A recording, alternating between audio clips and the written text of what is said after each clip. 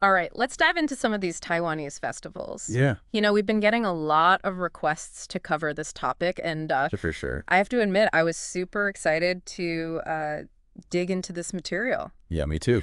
So we're working with this source here called Taiwan Folk Festivals, Mm-hmm. and It's a fascinating PDF. it is. It's really cool. It goes Yeah, into a lot of a detail. lot of detail. So we're Talk gonna about origins. yeah. Like where did these festivals come from? Yeah. Unique traditions. Yeah, like some of the, specific customs, And the cultural meanings behind them. exactly. Like what are these festivals telling us about Yeah. Taiwanese culture? Yeah. And why should we care as listeners? Well, and what I think is so cool is like it really is like a journey through time, It is. where you see these ancient traditions. Sort of meeting these modern interpretations. Mm-hmm. And every celebration tells a story. It does. It's like each one's getting a little narrative embedded in it. So why don't we start with the big one, Lunar New Year. Okay. This isn't just like your average New Year's Eve party, right? Like this is a 5-day No. extravaganza. It is a huge deal. It marks the start of the lunar calendar, right? Yeah. And it's all about like new beginnings and fresh starts. Exactly. Setting the stage for good fortune for the whole year. Yeah. Like you said, setting the stage. Yeah, it's like a renewal Yeah. on every level. Yeah. Personal, familial, societal. I love that. And, and speaking of renewal, Yeah. our source mentions this tradition of, what is it? Sweeping dust. Oh, yeah. Sweeping dust. Before the new year. Before the new year, yeah. But it's not just like cleaning. No. There's some symbolism A there. very cool blend of practical and symbolic. Mm-hmm. So on the one hand, right, you're physically cleaning your home, getting rid of the old, making space for the new. Yeah. But it's also symbolically, you're sweeping away any bad luck Oh, or negativity from the past year, wow. creating a clean slate for good fortune to come in. I like that. It's like a ritual cleansing for your home and your spirit. Exactly. Yeah. Yeah. Okay, now, no festival is complete without food. Of course not. And Especially Lunar New Year. Lunar New Year's got like a whole spread. Yeah. So what are some of the symbolic dishes that we should know about? Well, food in Taiwanese culture it's more than just sustenance. It's a language of symbolism and meaning. Mm-hmm. So take, for example, long year vegetable. Oh. It's a leafy green, often mustard greens, Uh-huh. that represents longevity, the wish for a long and healthy life Okay. for your loved ones. And then, of course, there's fish, often served whole, symbolizes abundance and surplus, wishing for a prosperous year ahead. Wow. So each dish carries a very specific wish or hope for the future. I love that. It's incredible how food becomes a vehicle for these values. Yeah. Now, I'm not going to lie. Yeah. The part I would be most excited about are the red envelopes. Oh, the red envelopes, who doesn't love a little lucky money? Right. But they're more than just monetary gifts.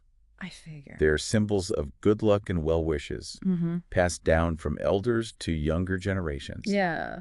And the color red itself, Right. it's associated with prosperity and happiness in Chinese culture. Yeah. So the envelopes themselves carry that energy. So it's not just about what's inside. It's the whole package. The whole thing, yeah. Yeah. It's interesting how this kind of ties into the tradition of staying up late Oh, yeah. on New Year's Eve, In a blade. which, I read that it's a way to honor parents and wish for their longevity. Exactly, yeah. Can you unpack that a little bit? Sure. Yeah, it's a beautiful expression of filial piety, Okay. which is a core value in Confucianism. Right. And by staying up late with your parents on New Year's Eve, you're symbolically accompanying them into the new year. Yeah. Expressing your love, wishing them a long and healthy life. Mm-hmm. It's a time for families to come together, Right. share stories, and strengthen those bonds. Wow. So after all the excitement of Lunar New Year winds down, we've got the Lantern Festival. We do. Tell me about this celebration of light and tradition. So the Lantern Festival marks the first full moon of the lunar year. Okay. It falls on the 15th day of the first lunar month. Okay. And it's just this vibrant celebration Yeah. filled with glowing lanterns, riddles, just like a joyous atmosphere that brings communities together. I mean, the lanterns themselves are such a They're beautiful. visually striking thing. What's the story behind the lanterns and what do they represent? They're visual metaphors, right? For illumination, dispelling darkness and welcoming light into the new year. Yeah. This ties into, spring arriving after a long winter, signifying hope, renewal, and the promise of brighter days ahead. Like a fresh start. Exactly. Yeah. Okay, so it sounds magical, yeah.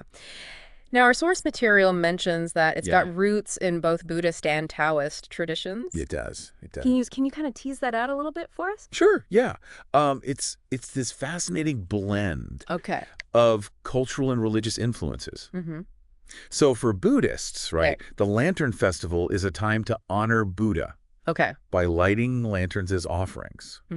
The act of lighting a lantern is seen as a way to cultivate merit and illuminate the path to enlightenment. So it's not just the visual beauty, it's also that inner illumination. It's that inner light as well. Right. Okay, so what about the Taoist connection? So for Taoists, this day coincides with the birthday of the heavenly official, who is one of the 3 pure ones. These revered deities in Taoism. And the lanterns, in this context, are seen as offerings to the heavenly official, seeking his blessings for a good year. Right. Filled with good fortune. I'm starting to see how these festivals layer meaning upon meaning upon meaning. Yeah, they're complex. Yeah, it's not just one thing. They're not just one thing, no. Yeah. So, I mean, it sounds like something that everyone should experience. It should, just like once. It's like, no wonder. And it's recognized. The Discovery Channel. Yeah, Discovery Channel named it one of the world's best festivals. That's awesome. It is. Yeah. And even within Taiwan, each region has its own spin on it, which is fascinating. Now, speaking of traditions with a unique twist. I'm curious about this one. The source mentions unmarried women stealing onions. Stealing onions, yeah. On Lantern Festival night. That's a fun one. What's up with that? It's an old Taiwanese folk tradition. Rooted in the belief that stealing onions from a neighbor's garden on Lantern Festival night will bring good luck in finding a husband. Interesting. So onions, with their layers, right, symbolize a full and prosperous life. I see. And the act of stealing adds a playful, mischievous element to it. A little bit of spice. Exactly. Yeah, so it's a playful act with a hopeful undercurrent. Yeah, a wish for a happy future. I love it. So from sweeping away bad luck to honoring ancestors, our deep dive into Taiwanese festivals continues. It does. And we've got a lot more to cover. We do. We're just getting started. Yeah, the journey continues. Yeah. I'm really excited to get into the next one. Yeah. The Dragon Boat Festival. Now, this is where things get interesting. This is the good one. I'm eager to delve into the history and the symbolism behind this thrilling festival. All right. Yeah, the Dragon Boat Festival, it's really steeped in history and legend, commemorating the life and death of Kuo Yuan. Yeah, Kuo Yuan, our source, mentions him as like a key figure in this whole thing. Absolutely. Can you tell us a little more about his story? Sure, yeah. And how it led to all these dragon boat traditions? Yeah, so Kuo Yuan lived during the Warring States period. A time of, turmoil. A lot of political turmoil and upheaval. All right. He was a loyal advisor to the king, known for his patriotism and his writings, advocating for social reform and unity. Interesting. But his advice often fell on deaf ears. And he eventually faced false accusations and exile. What a bummer. Yeah, it's a tragic it's rough turn of events for such a respected figure. Yeah, so what happened? Well, distraught by the corruption and the fate of his nation, Kuo Yuan chose to end his life. Oh, wow. By drowning himself in the Miluo River. Oh, that's heavy. It's a symbol of unwavering loyalty and despair over his nation's plight. So how did this like personal tragedy transform into this vibrant festival? So according to the legend, when news of his death spread, the people rushed out in boats to search for his body. They beat drums, they splashed water with their paddles, hoping to scare away evil spirits and guide his soul to peace. So those early searches were the beginnings of the dragon boat races. The dragon boat races we see today. That's incredible. It is. It's amazing how those acts of grief and desperation have evolved.